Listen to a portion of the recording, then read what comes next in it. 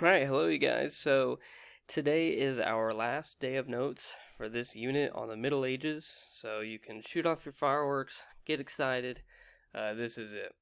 So our objective today, we are going to kind of shift gears in our examination of the Middle Ages because so far we have only really looked at what is happening in Europe and in some parts of the Middle East with the rise of Islam. What we have not looked at yet is Asia.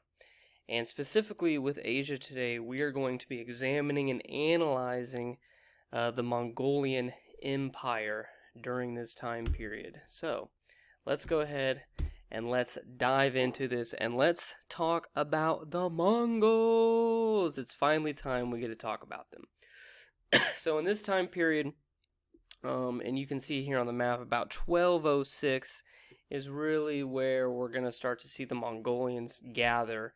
And you can see this red area is the land that they controlled at this time period. This area right here is modern day Mongolia. So you can kind of get a sense of the differences there. So the Mongols in this time period, and in some cases today, but the Mongols in this time period were primarily a nomadic people. Okay. And obviously here you can see on the map, they are going to be occupying northern or lands to the north of China. Now, as a rural people who followed the seasons as a mean of survival, what we have to keep in mind, and this is going to be very important for the rise of their empire, is they were very, very mobile. Okay? And the Mongolian ability, to move quickly across land, vast land, it is going to be, I would argue, one of the main reasons why they're going to be able to spread throughout Eurasia, okay, parts of Europe and Asia, throughout the 13th century or the 1200s. Okay, and like I just said, that mobility, like I said, I would argue it's the reason why they were so effective at conquering such a large territory in such a little amount of time. And the main person that we're going to talk about today, you've probably heard of him, okay? It's this gentleman right here. His name will become Genghis Khan. Now, when he is born, his name is Temujin, later Genghis Khan. He is going to be born in about 1162 AD, near the border between modern Mongolia and Siberia, so northern part of Mongolia. All right.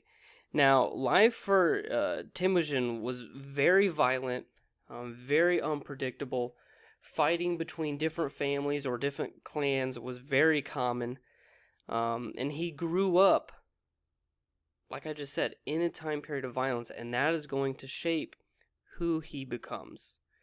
Now, he will eventually rise through the ranks in his clan and become leader of the clan. And one of the cool things that's interesting about Genghis Khan is that he wasn't your quote-unquote average Joe.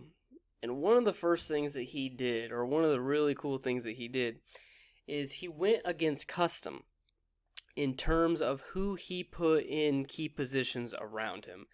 Now, the custom in this time period is you would put, your relatives in key positions. Your brother would be, one of your major generals with you.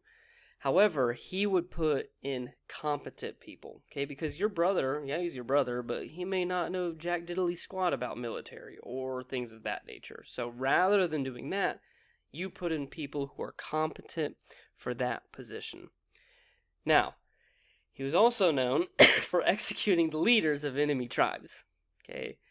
So while warring with other enemy clans, he would kill the enemy tribe leaders. However, okay, he would then incorporate the remaining members into his clan, which is something a little different because oftentimes you would see that entire clan wiped out. All right. Now, by 1205, he had vanquished all of his rivals in Mongolia, and he would rise to be the major leader, and he is then going to go on the warpath and establishing his empire. And you can see here, he vanquished all of his rivals, including his former best friend, which is Kind of interesting, just the drama surrounding that. Okay, so let's talk now about his empire. And we can see that partially here on the map. So remember, this area is where we're going to start out with. And then this dark green area is the Mongol Empire at the time of his death. Okay, he went on a war spree similar to that of Alexander the Great. And I would argue, more impactful than Alexander the Great. So Genghis Khan, while he is empire building across his empire, he's going to do a couple of different things in terms of, making reforms throughout his empire. So what he's going to do, and you can see it on your screen, he's going to order the adoption of a writing system. Okay, we're going to try to unify the empire with a singular writing system. We're going to conduct a regular census, so we keep tabs on who is in our empire, how many people are in our empire, where are they at, what's their occupation, things like that.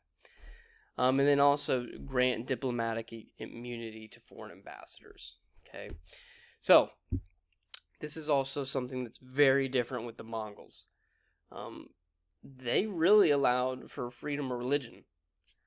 And the reason why I say that is so unique is because that idea of freedom of religion was not used in other parts of the world. Mongolian religion had to do with the land of Mongolia, and so for the Mongols, it didn't make sense that somebody in Persia would follow their religion because, they did not have ties to the Mongolian land. Now, Genghis Khan's ancestors would continue his conquest of not only other parts of Asia and Europe, but also specifically China. Okay, and his empire, when he's alive and then after his death, it's going to dominate Asia for 150 years. Now, when they're going on these empire building sprees, usually when they roll up, they were known for wiping out entire populations of cities. But if you survived, if you were spared, you were not oppressed. The Mongolians were not really oppressive rulers once they conquered places. As long as you paid your taxes, you paid your tribute, you were good. They really didn't care. And they actually began to adopt customs of the cultures that they ruled, which again is very different because usually in this time period, if I am a leader and I take over land, I'm going to expect those people then to follow my customs, adopt my religion, my way of life. That's not what the Mongols did. And you could somewhat argue that this is going to lead to their downfall. Okay, there's going to be a lot of things that will lead to their downfall. They're going to expand too quickly with, limited resources. So they're going to fall victim to too many conquests in a short amount of time. They're going to have corruption in their court systems. And then really just growing internal instability. Because, if you're going to have an empire, you're going to need unity.